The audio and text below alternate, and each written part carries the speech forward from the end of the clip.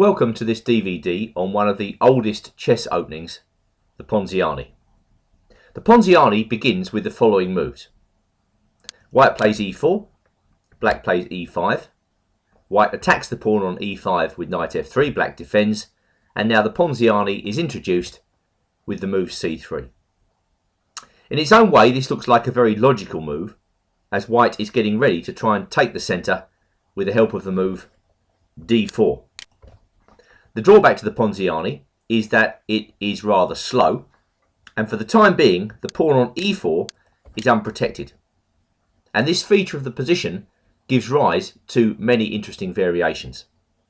So in this introduction I'm going to be giving you a kind of contents list to tell you exactly what we're going to be looking at. Now the first moves we're going to be considering are the ones where black makes an immediate attack on the e4 pawn. I think these are the critical lines. The sharpest variation starts with the move d5. Very complicated indeed. Some very interesting tactics come about after this move. Retracting that, there's also the Ponziani counter gambit, where black plays f5. Now the Latvian gambit, where black plays f5 a move before, is considered unsound, but here when white has played c3 it's quite an interesting choice for black. I suppose you could say another small drawback of the move c3 is that white is denying the knight on b1 immediate entry into the game, so this also slows down the play somewhat, so black feels justified in lashing out with f5. So another interesting move. The most solid move, and the one which has been played most often at Grandmaster level, is again the simple knight f6. Black attacks the pawn on e4, but play in this variation is not quite so sharp as in the other lines. I can easily state that these three moves, d5, f5 and knight f6, are the three main lines. And in the final sections of this DVD we're going to be tying up loose ends, looking at lesser possibilities. For instance, black has played d6. Smyslov played that move on one occasion, but clearly this is not a critical move, as black more or less allows white to take the centre with d4. There's also g6. Black is angling for a kind of modern defence or King's Indian-like position. And finally there's the Kmok variation, knight ge7. But the last three moves are much less frequently played, and so we're going to be looking at them, in less detail. No, the moves that are going to be cropping up in your games most often are probably knight f6 first, and after that d5 and f5. Now the Ponziani has experienced a recent revival in Grandmaster chess in the years 2012 and 2013. And this is because in the age of databases, strong players are always looking for ways to surprise the opponent, to dodge pre-game preparation. It's possible even for weaker players to beat stronger players these days if they know how to use the database properly. They can out-prepare their opponents.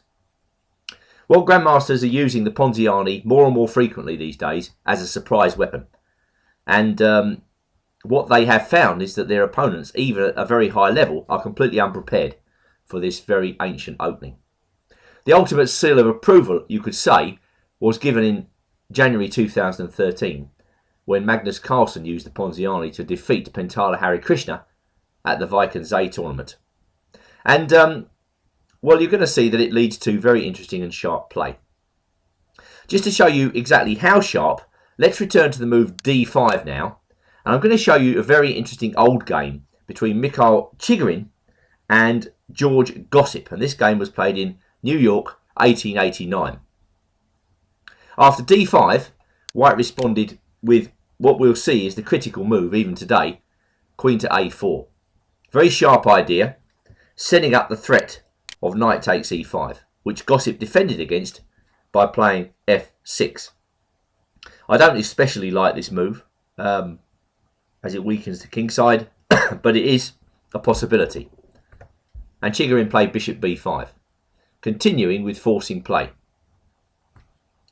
Black defended the knight with knight ge7, and now white dragged the queen out into the open by playing e takes d5, after which Chigorin castled. We'll see later on that d4 might well be a better move in this position. Basically the black pieces are rather unusually placed, so white opens up the game immediately. to try to take advantage of this. But well, if you were white in this position, I'm pretty sure that you would consider very high on your list of candidate moves the move castling, and that's what Chigorin played. So Gossip, excuse me, Gossip played bishop d7.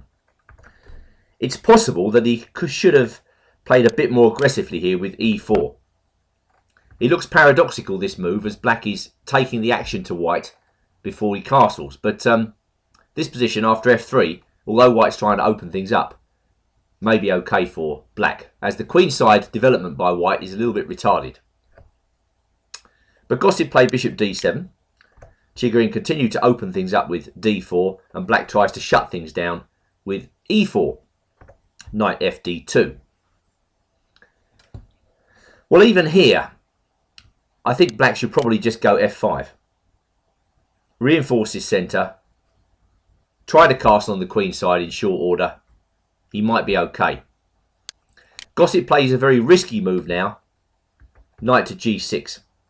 And it's risky because white could train his sights now on f7 by playing bishop c4, queen a5, and now queen to b3.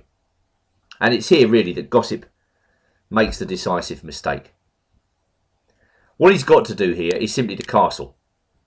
Now, I know white can take on e4, so black is sacrificing a pawn by so doing, but I think black has to do this. As in the game, black now makes a catastrophic move, f5, and goes down very quickly. Unsurprisingly, white moves in with bishop f7 check.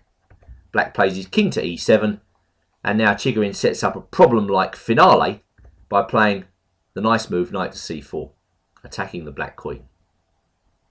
All of black's problems in this game are stemming from the fact that his king is still in the middle. Black went queen to a6. Bishop comes out to g5 check, forcing king takes f7, and now a superb checkmate with knight to d6 check. And in fact, that is mate.